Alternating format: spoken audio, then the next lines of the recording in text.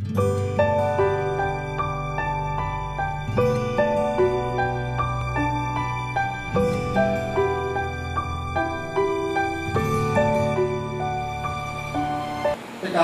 peristiwa, Yesus berkata kepada Nikodemus yang datang kepadanya pada waktu malam, sama seperti Musa meninggikan ular di padang gurun, demikian juga Putra Manusia harus ditinggikan, supaya setiap orang yang percaya kepadanya beroleh hidup yang kekal. Karena Allah begitu besar mengasihi dunia ini, sehingga Dia telah mengaruniakan Putranya yang tunggal, supaya setiap orang yang percaya kepadanya tidak binasa, melainkan beroleh hidup yang kekal. Sebab Allah mengutus Putranya ke dalam dunia bukan untuk menghakimi dunia, melainkan supaya dunia diselamatkan melalui Dia. Siapa saja yang percaya kepadanya, ia tidak akan hidup.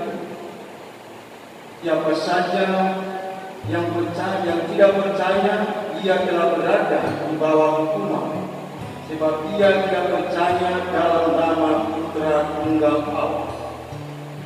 Inilah hukuman. Cahaya telah datang ke dalam dunia, tetapi manusia lebih menyukai kegelapan daripada cahaya, sebab perbuatan mereka jahat. Sebab siapa saja yang berbuat jahat, membenci cahaya dan tidak datang kepada cahaya itu, sebab perbuatannya yang jahat itu tidak tampak. Tetapi siapa saja yang melakukan yang benar, ia datang kepada cahaya, supaya menjadi nyata bahwa perbuatannya dilakukan dalam Allah. Demikian Injil Tuhan.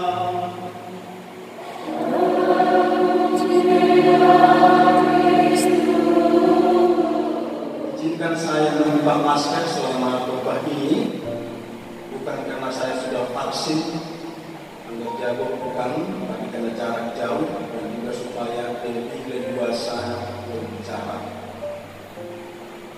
Karena begitu besar kasih Allah akan dunia ini, sehingga Dia mengaruniakan anaknya yang tunggal, supaya setiap orang yang percaya tidak binasa, melainkan beroleh hidup yang kekal. Yohanes 3 ayat 16. Ini salah satu kutipan atau ayat yang menjadi favorit saya. Saudara-saudara terkasih, ada seorang tokoh berkata begini, sebagaimana Allah, pemimpin kita, sangat mengasihi kita, maka sama halnya dengan pemimpin kita di dunia ini, termasuk pemimpin negara, juga sangat mengasihi kita.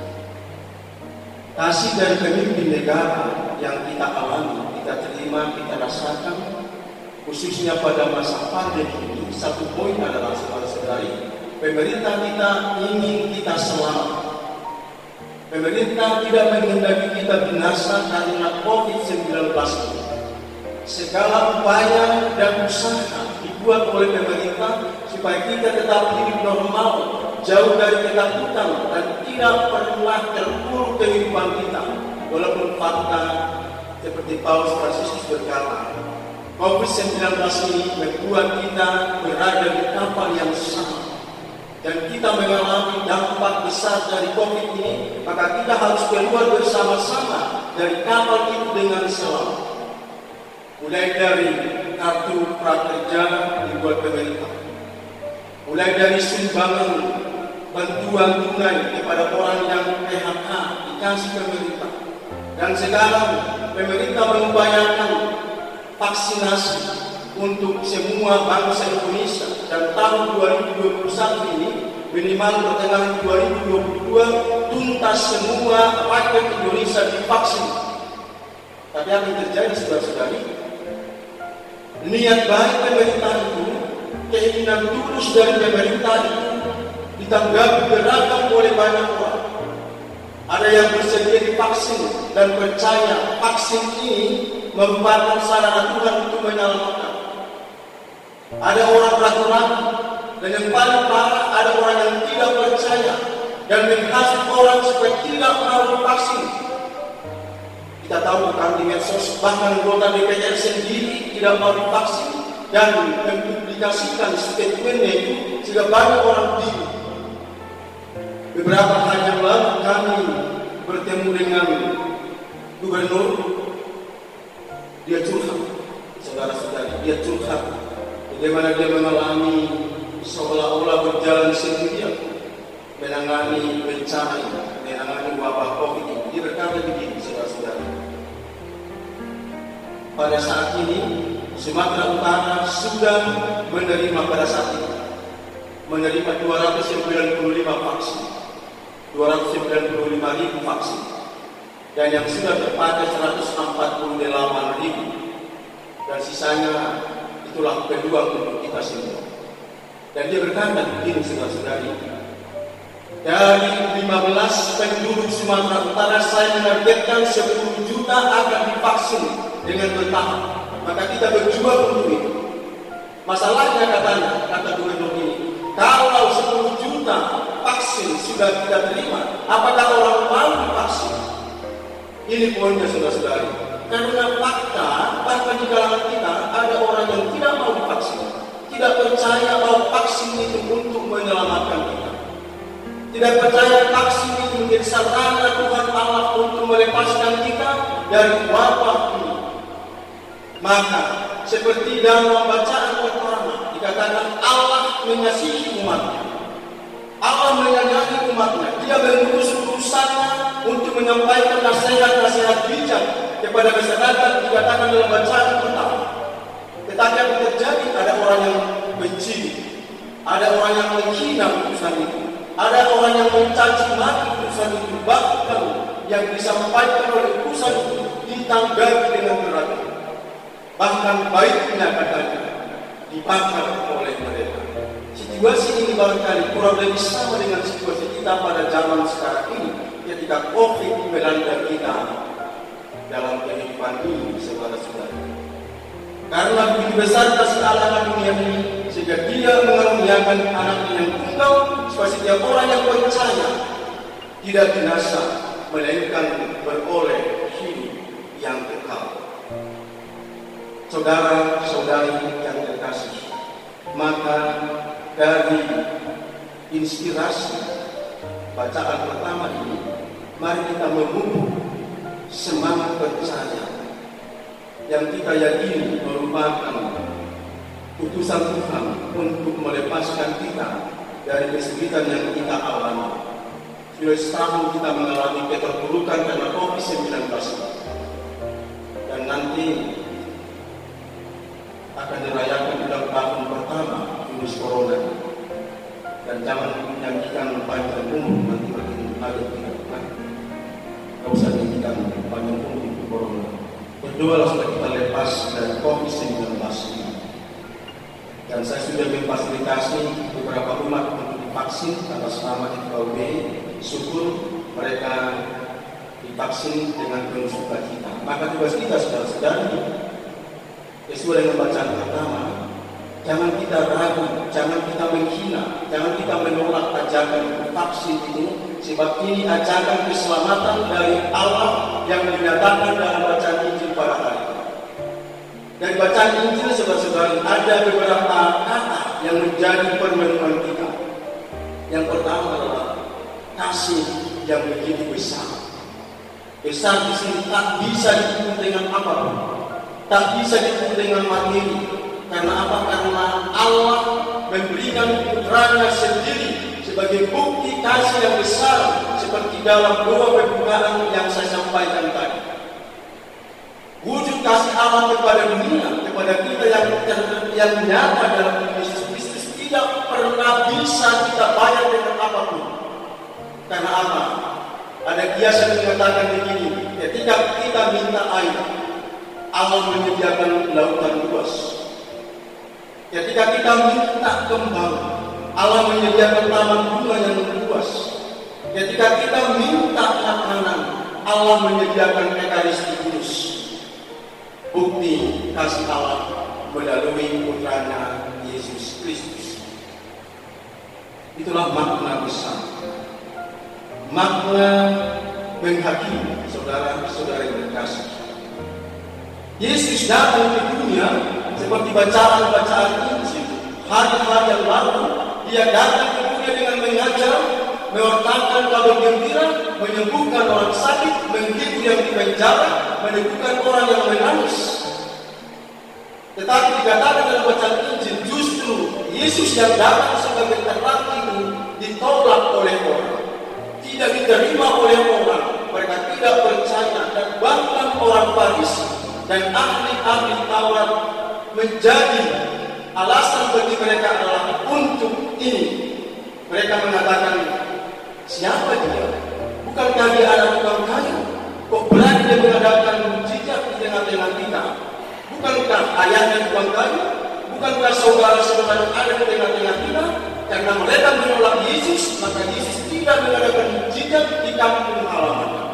Jangan sampai hal itu terjadi dalam hidup kita, saudara-saudari, karena kita menolak terang itu, maka keajaiban, sukacita yang kita impikan itu tidak kita alami.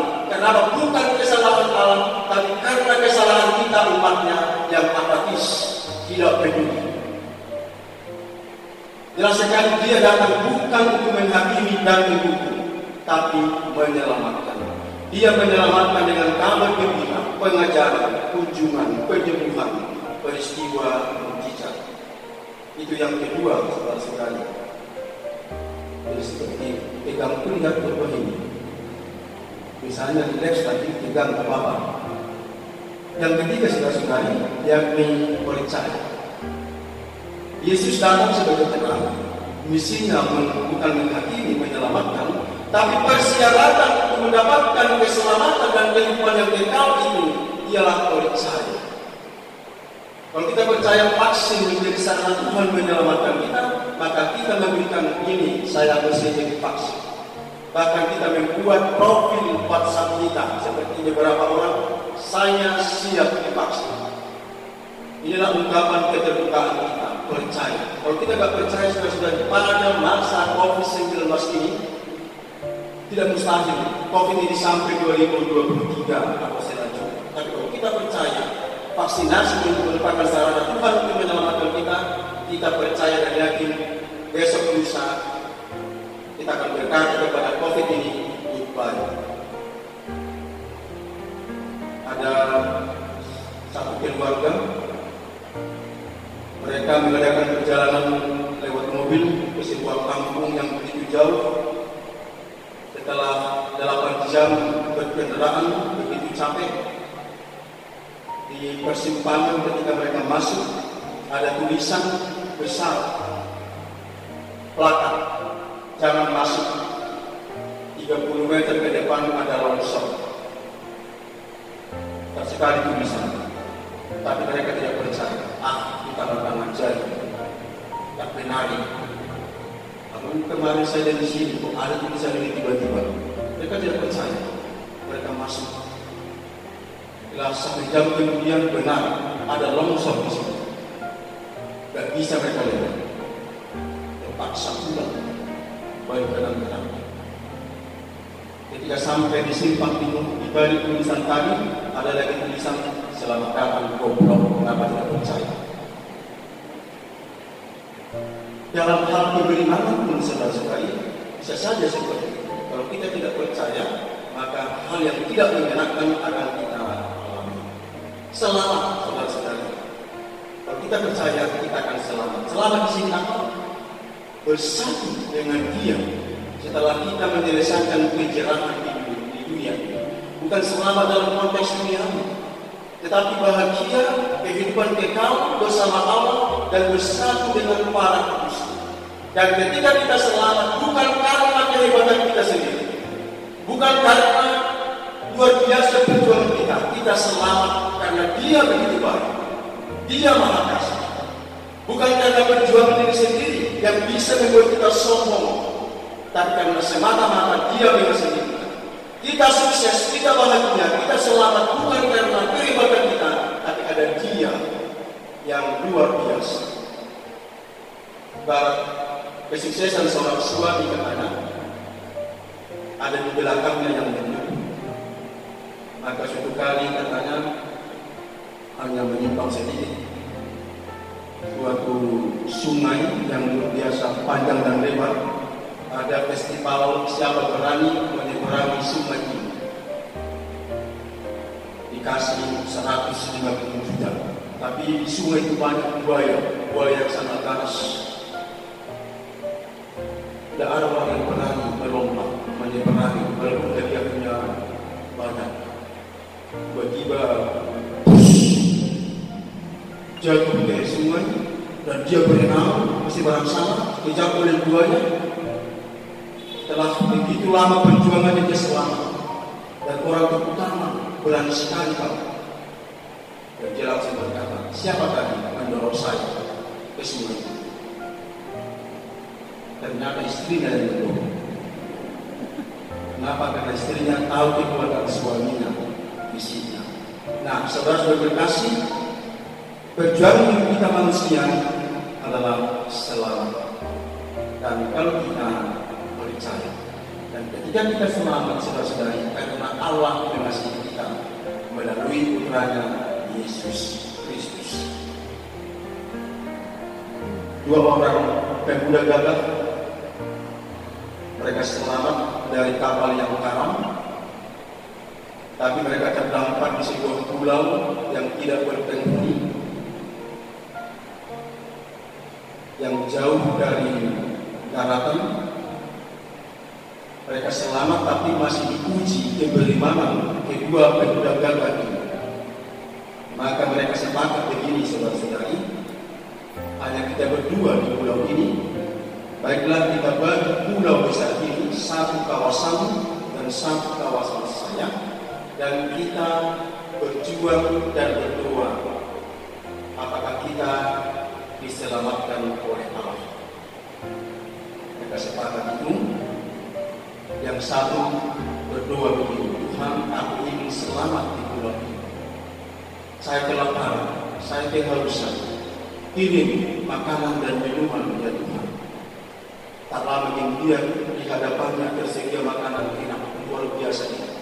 Ayam penyet, ayam goreng, ayam minadar, ayam tangkap, ayam resto, ayam hijau, lengkap semua dengan minuman. Sementara yang satu lagi dibuat batas jelas, tidak ada apa-apa. Beberapa saat kemudian dia berdoa, Tuhan, saya kedinginan di pulau ini. Saya ingin selamat Tuhan. Berikan aku selimut. Tak lama kemudian diberikan selimut dengan string bed 8 kaki. Ada string bed 8 kaki? Ya, kita sekarang ini belum ada 8 kaki. Kita cari nanti di jalan di bawah saja. Tersedia dengan bantal yang empuk, dengan bantal kuning. Yang satu lagi kosong merompong, tidak ada apa-apa. Lama kemudian dia berdoa, Tuhan, makanan sudah ada, selimut sudah ada, tapi saya masih butuh perlindungan. Kalau hujan saya butuh perlindungan. Berikan rumah yang layak. Lama kemudian dikasih rumah IP 49 di hadapan. Ini kosong merompong. Beberapa hari kemudian dia berdoa begini, Tuhan, saya kesunyian. Saya butuh teman pendamping untuk mendampingi saya selama kehidupan ini. Besoknya ada kapal yang karam, seorang gadis menyelamatkan diri berenang dan terdampar di kawasan. Dan gadis itu cantik sekali seperti Nia Ramadhani. Semua lengkap, yang ini kosong melompong. Terakhir dia berkata begini, Tuhan, semua lengkap, makanan, minuman, selimut, perlindungan, teman pendamping. Saya mau kembali Tuhan, sediakan kapal bagi. Besoknya kapal mewah terdampar di kawasannya dan dia putuskan untuk pulang. Temannya ini kosong melompong. Di tengah laut tiba-tiba datang petir, dari tengah-tengah petir muncul suara, "Anakku, kenapa engkau meninggalkan temanmu sendirian di pulau itu?" Tapi dia bilang, "Tuhan, ini semua hasil kerja keras. Ini semua usaha saya, bukan usaha dia. Maka hanya aku yang dapat menikmati keselamatan dari kerja kerasku." Apa kata Tuhan? "Anakku, biar kamu tahu, saya mengabulkan doamu bukan karena engkau yang meminta, tapi juga karena doa-doa temanmu yang ada di pulau itu." Dan dia protes, apa rupanya doanya? Doanya supaya aku mengabulkan doamu. Dia menangis, ternyata bukan karena jeripayahnya maka dia selamat, dan dia kembali ke pulau itu. Dia jemput temannya itu, dan pendampingnya itu pun dikasih ke temannya. Jadi saudara-saudari, maka ketika kita selamat bukan karena kebaikan, bukan karena kebaikan kita semua, karena Allah mengutus Yesus Kristus putranya yang tunggal, tapi dengan syarat kita percaya. Semoga rasa percaya kita, keterbukaan kita akan terang itu membawa kita kepada terang sejati dan kita diselamatkan. Amin.